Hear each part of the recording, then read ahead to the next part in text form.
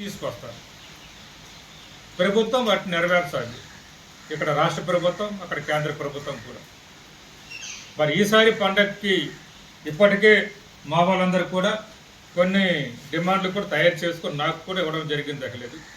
మేము కూడా పండగలు చేసుకుంటాం, మా గ్రామాల్లో కూడా ఇస్తామని కూడా చెప్పడం జరిగింది. ఈ విధంగా మా పండగకు కూడా కొన్ని డిమాండ్లు చెప్పారు. అటువంటి డిమాండ్లో నేను అన్నీ చెప్పదలుచుకుంటే 18 మాకు ఇచ్చారు. దాంట్లో కొన్ని నేను చెప్పేది ఏమిటంటే, ముఖ్యంగా జీవో నంబర్ 3 మాకు అవసరమైంది గిరిజనులకి. ఎందుకంటే చదువుకుంటున్న కుర్రవాళ్ళు ఎక్కువ అవుతున్నారు. జీవో నంబర్ 3 ఎక్కడ అమలు అవ్వద్ది? షెడ్యూల్డ్ ప్రాంతంలోనే అమలు అవ్వద్ది.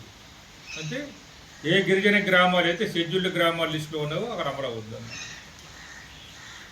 అందుకే అమలు కావాలంటే ఇప్పుడున్న గిరిజన గ్రామాల్లో చాలా వరకు షెడ్యూల్డ్ గ్రామాలకు మార్చుకోవాల్సిన అవసరం ఉంది.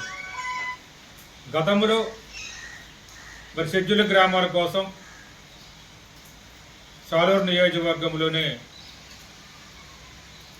సుమారు 300 రోజులు మా గిరిజనులు నిరాహార దీక్షలు, ధర్నాలు చేయడం జరిగింది. దానికి మద్దతుగా ప్రస్తుత గిరిజన శాఖ మంత్రి గారు సంజయ్ రాణి గారు, అలాగే అప్పటి ఎమ్మెల్యే ప్రస్తుత మాజీ ఎమ్మెల్యే బంజుదేవ్ గారు మద్దతు చెప్పారు. మా ప్రభుత్వం వచ్చినప్పుడు మీకు షెడ్యూల్డ్ గ్రామాలకు ప్రకటిస్తాము అనేది. కాబట్టి ఇప్పుడు వాళ్ళ ప్రభుత్వం వచ్చింది, సంజయ్ రాణి గారి గిరిజన శాఖ మంత్రి గారు, కాబట్టి అది నెరవేర్చాలని మీ ద్వారా అటు ముఖ్యమంత్రి గారికి, సంజయ్ రాణి గారికి, ఎన్డీఏ ప్రభుత్వాన్ని కోరుతుంది. అలాగే జీవో నంబర్ 3 అమలయ్యేది షెడ్యూల్డ్ గ్రామాల్లో. ఈ జీవో నంబర్ 3 గురించి వాళ్ళు హామీ ఇచ్చారు. మామూలుగా కాదు. లోకేష్ గారు ఇక్కడికి వచ్చారు ఫిబ్రవరి నెలలో, 2020 ఫిబ్రవరిలో వచ్చేటప్పుడు ఫిబ్రవరి 15వ తేదీన ఇక్కడికి వచ్చారు. 14 తేదీన వచ్చి ఆ రోజు కూడా లోకేష్ గారు హామీ ఇచ్చారు, జీవో నంబర్ 3ని మేము అమలు చేస్తాము.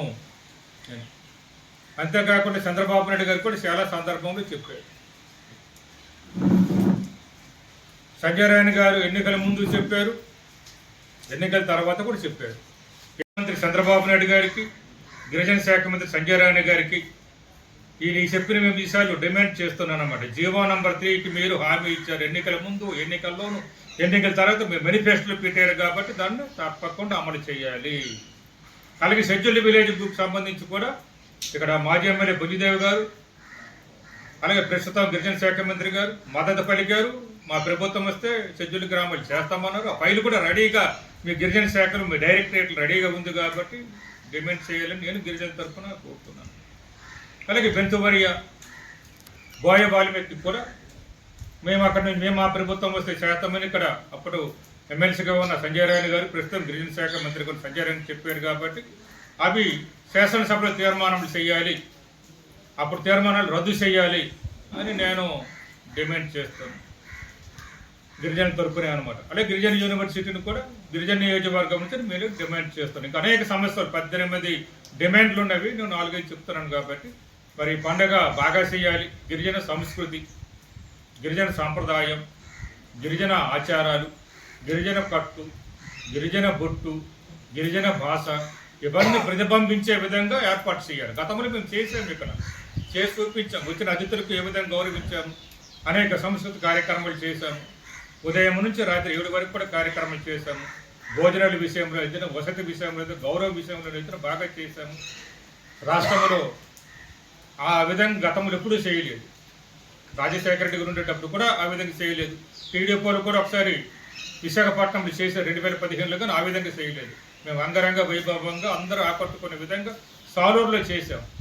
ఆ విధంగా చేస్తారని మేము చేయాలని కూడా గిరిజన శాఖ మంత్రి గారిని, ముఖ్యమంత్రి గారిని కోరుతూ మా గిరిజనులందరికీ కూడా మీ ద్వారా ముందుగానే అయితే ఎల్లుండి ఆదివాసీ దినోత్సవం కాబట్టి అందరికీ కూడా ఆదివాసీ పండుగ శుభాకాంక్షలు తెలియజేసుకుంటూ పండుగను అంగరంగ వైభవంగా చేసుకుంటూ మా డిమాండ్ నెరవేర్చాలి.